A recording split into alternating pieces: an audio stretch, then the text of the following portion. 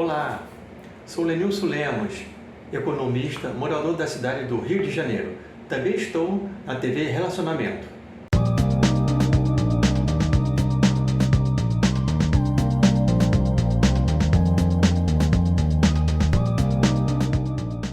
Olá, internautas, iniciamos mais um programa Gestão Executiva.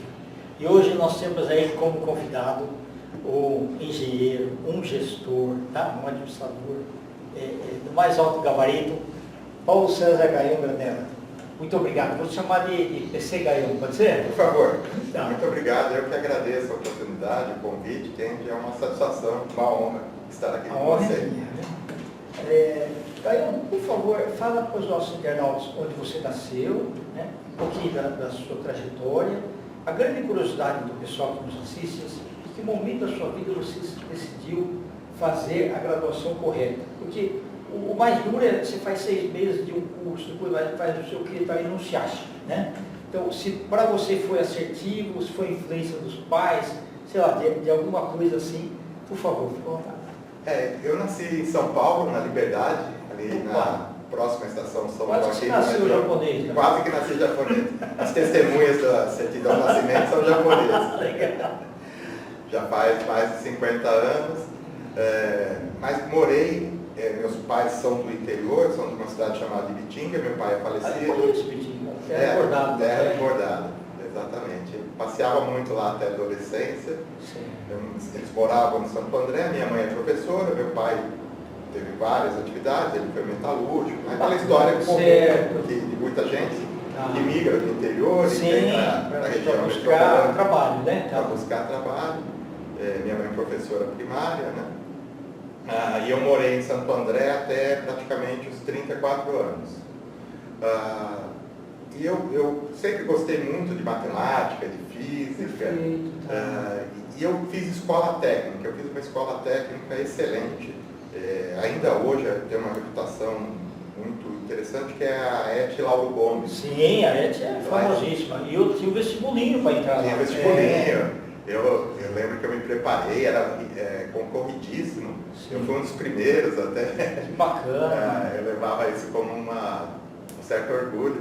Mas tenho amizades daquela época até hoje, né? Alguns e amigos. Aquilo já foi sedimentando para você que você ia para exatas? Sim, eu gostava, assim, eu não tinha a definição do que gostaria de fazer. Eu gostava muito de geografia, gostava muito de história, de atualidades, escrevia bem. Já tinha alguns professores, alguns amigos já haviam detectado que eu tinha um bom texto, mas eu gostava muito de matemática e física. E aí, no meio já de escola técnica, a grande maioria dos alunos, dos egressos, iam para a carreira de exatas, ou engenharia, ou análise de sistemas. Era chique, né? Era chique. Falar que estava começando a fazer engenharia, né? Exatamente. E eu gostava mesmo, eu ia muito bem, adorava física, adorava matemática. Até a parte teórica, às vezes, eu gostava mais do que a parte prática, né?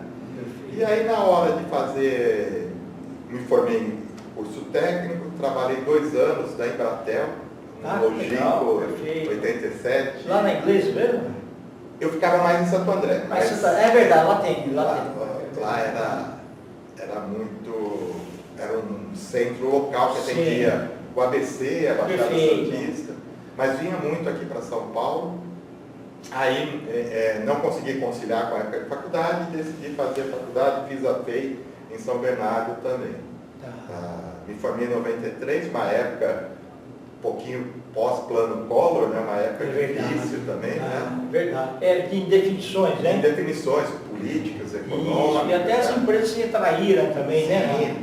Para empregos, essas coisas. Sim, foi uma época muito parecida. A causa diferente, né, mas muito parecida com essa crise econômica que a gente viveu de 2016, acentuada aqui pela pandemia, né? E eu fiz estágio na prefeitura de São Bernardo, e aí eu trabalhei numa pequena empresa que fazia projeto de rede externa para telégrafo, perfeito. E aí eu entrei no mundo das telecomunicações, que praticamente minha carreira foi nessa área. Mais analógico tudo ainda, né? Tudo analógico. E E o dono era um pequeno escritório de engenharia que prestava serviço para as grandes empresas do sistema Telebrás. E o dono identificou que eu escrevia bem, né? Esse é um fato que eu tenho ao longo da minha vida. Pediu para eu fazer as normas, né? Então eu escrevi as normas. E foi uma conquista, né? Já faz quase 30 anos, mas eu me lembro bem que foi a primeira empresa certificada ISO 9000 no Brasil naquela área daquele escopo, né? Então era também um orgulho. Sem dúvida. Como chamava a empresa? Chamava Plus Data. Ela não existe mais. Mas até o nome é Plus de mais e data, porque tudo começava a ser digitalizado, né? Exatamente. Era aquela época de digitalização, fibra óptica chegando, né? A internet começando a ter uma organização timidamente, né? Poucas pessoas tinham acesso, mais empresas, né? Mas a população, de forma geral, não tinha. Foi uma experiência interessante e aí eu acabei entrando na Telesp, estatal ainda, e aí eu fui para a área de negócios. Você conhece lá a área de consultoria técnica comercial, que é uma área de gestão comercial, né? Uma área de vendas. Eu brinco com os meus alunos que eu fui escolhido, né? A gente é muito jovem, 20 e poucos anos. Provedores, né? Tinha provedores, né? Estava crescendo aqueles provedores de internet, né? Eram grandes clientes. Eu trabalhei na área de grandes clientes, né? Já era uma área comercial com uma certa competitividade, uma certa dinâmica, né? E eu brinco que eu fui escolhido. Eu era engenheiro, gostava da área técnica e fui escolhido para trabalhar na área comercial. Uma coisa que eu tinha e realizei lá, um sonho, comento com os conhecidos, com amigos, eu sonhava em trabalhar de terno. Que legal! Não, mas é verdade.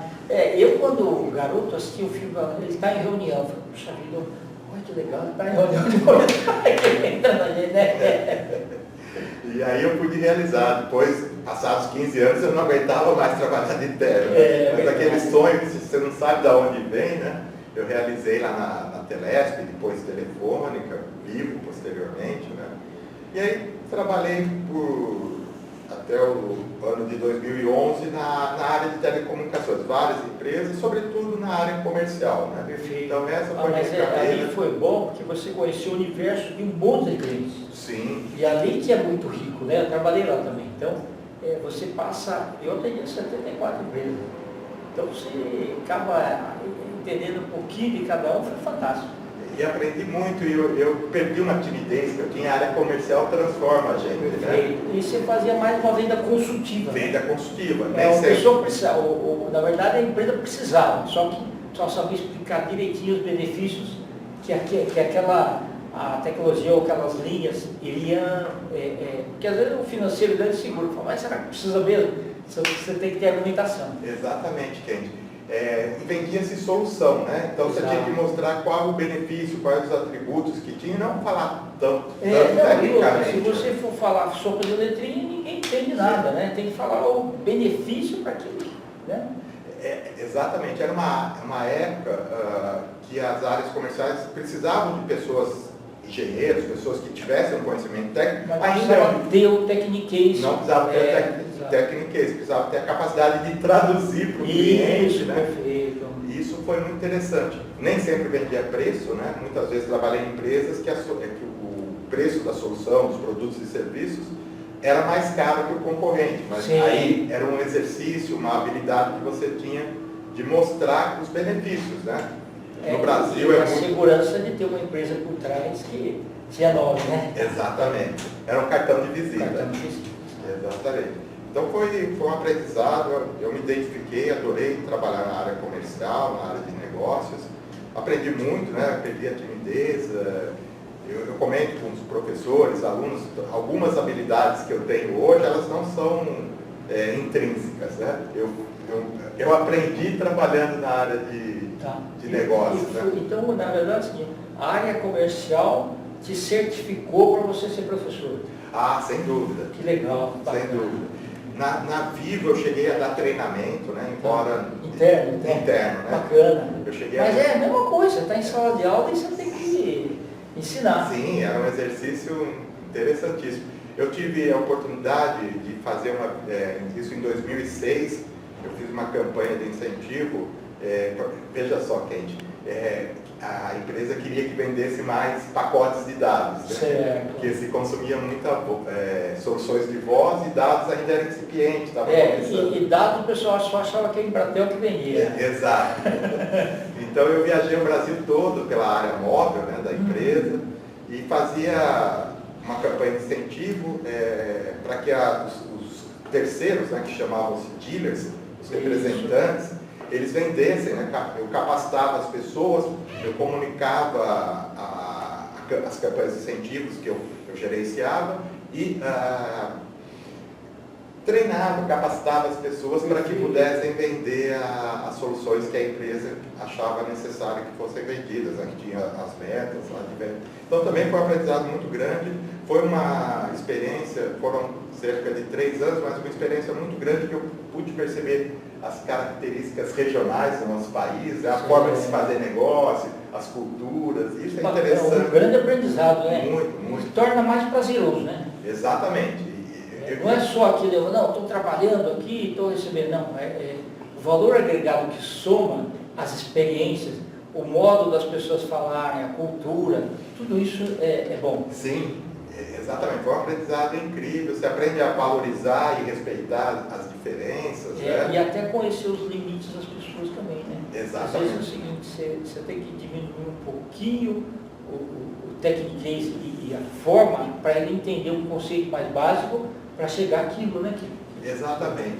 E uma coisa, eu até fiz isso no meu mestrado, eu escrevi um pouquinho, eu uso muito metáforas e analogias, né? Como instrumentos de processo de ensino-aprendizagem. Então, muitas vezes, nós que somos engenheiros, né, conhece técnicas e a forma mais fácil de ensinar o aluno ou um cliente fazendo certas analogias, certas metáforas. É verdade, Você vê, na Bíblia, Jesus fazia isso daí, né? Com maestria, né? Sem dúvida. Não tem essa pretensão, mas eu acho que é uma ferramenta muito interessante, né? E é claro que tem as suas limitações, né? Mas as analogias o pessoal entende, né? Entende muito. E a parte aí do terceiro grau, de você começar a ensinar em faculdade?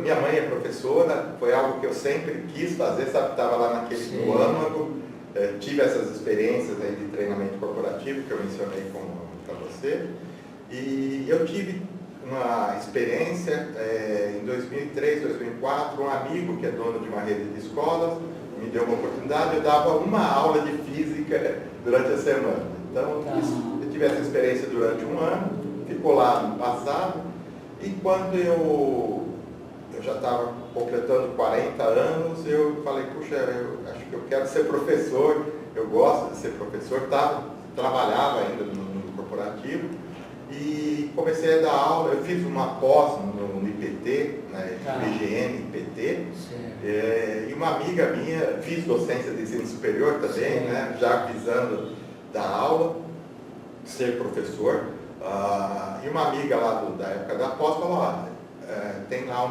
curso de gestão de negócios para graduação lá na universidade que eu trabalho, antigo Uniban, e você não quer dar aula? Eu fui lá, conheci o coordenador, ele me deu essa aula, no primeiro semestre ele gostou muito do meu trabalho e falou, Paulo, você tem condições de ser um bom professor, mas o mundo educacional exige que tenha um stricto sensu. Então, por que você não faz um mestrado, não faz um doutorado? E aí, com esse incentivo e decidido a trilhar a carreira acadêmica, eu fiz um mestrado na PUC. Desde 2009 eu estou no mundo da educação. Né? Que bacana, legal. E é prazeroso também, né? Muito. É cansativo, dá bastante trabalho, mas é um prazer imenso. Né? E da hora que você compartilha a informação, aquela energia parece que vai para todo mundo, volta para você, né? E é usada depois em outras aulas também, né? As experiências dos próprios alunos, muitas vezes, né? Sim. Eu me coloco muito assim, como um mediador também. Porque eu não sou o dono da verdade. Sim, mas é importante que você escute o que as pessoas estão sentindo a respeito. Exatamente, nesse sentido. E hoje em dia é duro que a gente é desafiado, cara. O que é, professor? Você falou, estou vendo aqui, ó, está um pouco diferente. Olha a fonte. Exato. E não é mais, o papel do professor já não é mais só passar a informação, porque hoje a informação está facilmente disponível, né? Mas esse trabalho de curadoria, de mediação, de fazer refletir, fazer pensar. Eu falo muito para os meus alunos para eles entenderem os conceitos, né? Muito provavelmente eles sabem usar ferramentas, aplicativos, Excel melhor do que eu. É verdade. Mas só ser um operacional não é suficiente. Se você for jogar coisas, você perde. Sim. Eu joguei. Exatamente. Ô Gaion, nós estamos aí nos instantes finais, tá? Eu quero que você volte outras vezes, porque realmente parabenizo aí a tua carreira, né? Profissional, tá? Eu queria que você deixasse os seus contatos. Eu primeiro agradecer, foi uma satisfação quente revê-lo, ter essa oportunidade. Meus contatos, eu tenho o celular que eu tenho usado para divulgação do trabalho de escritor, que é o 954735055. O Instagram é PCG, as minhas iniciais, _granella. Ou procurar por PC Gaion, que também me encontra. E eu também estou no Facebook, e no Facebook Paulo César, tudo junto, _Gaion Granella. Granella com L só. Excelente. Felicidades para você, tá? Muito obrigado. Internautas, com os agradecimentos então a esse fantástico profissional, Paulo César Gaion Granella, nós finalizamos mais uma Gestão Executiva. Grande abraço e até a próxima.